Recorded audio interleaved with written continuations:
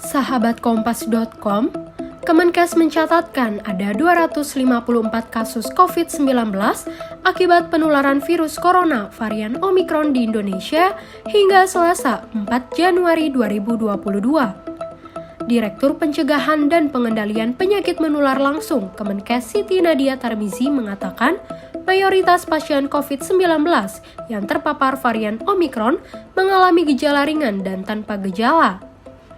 Nadia mengatakan, sebagian besar dari pasien mengalami batuk dan pilek.